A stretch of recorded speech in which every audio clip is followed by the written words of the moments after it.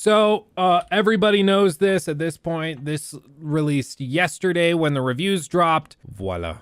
God of War Ragnarok reviews. IGN 10, Gaming Trend 10, Game Rant 5 out of 5, Push Square 10, PlayStation Universe 10, Gameblog 10, VGC 5 out of 5, EGM 5 out of 5, Press Start 10, Easy Allies 9, GameSpot 9, Digital Trends 4 out of 5. All told, I mean, it's just receiving great reviews. 99% of critics recommend it. I would love to know what the one who doesn't recommend it is saying. It's pretty impressive. It's pretty freaking impressive. And the accessibility is also pretty expansive as well. Dude, this fight is insane. And funny. Like, it's the one thing I really didn't brace for. I did not think this game would be as funny as it is. It's like actually got many moments in it that make me go, like I've actually cackled multiple times.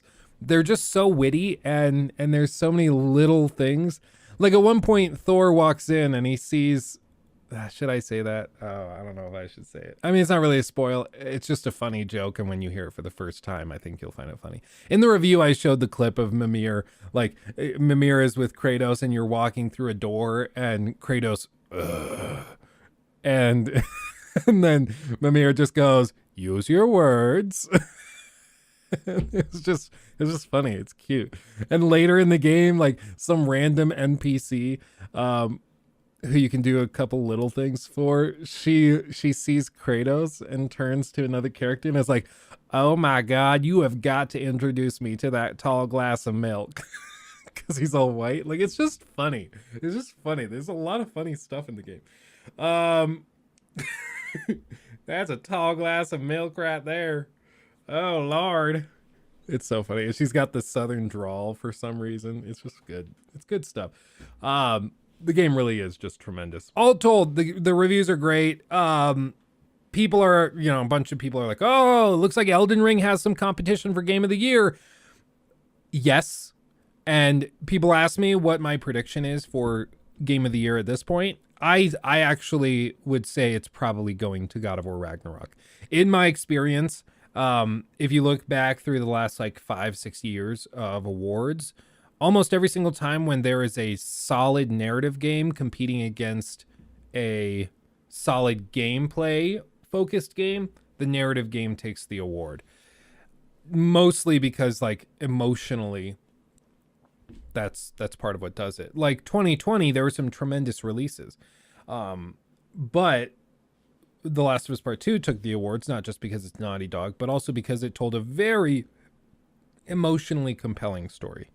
And that's a big part of it. Meme Duca, I would say if you like are going to try and argue that Elden Ring has just as compelling a narrative as God of War, I would honestly ask what our definitions of narratives are.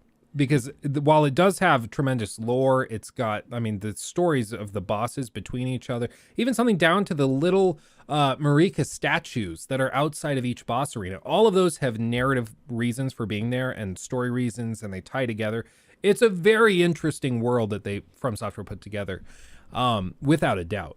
But not even From Software calls Elden Ring a narrative game. There's narrative stuff in there. There's lore in there if you want to seek it out and find it. But it's not a narrative game. It's a gameplay game. So if you want to seek out the story, you can find it. But that's not what it's trying to do first and foremost. It's trying to give you solid gameplay, big boss fights. And it's just a matter of, if you want the story, it's there. But I would honestly say that most people who played played Elden Ring probably could not explain to you the broad lore of the game. Not because there's like anything wrong with it. It's just because that wasn't the priority. God of War Ragnarok has both story and gameplay. Yeah, it does. And I will say they've done some stuff with the combat and the gameplay to, I said it in the review, subvert expectations. I thought I knew what God of War Ragnarok was bringing to the table. I was wrong.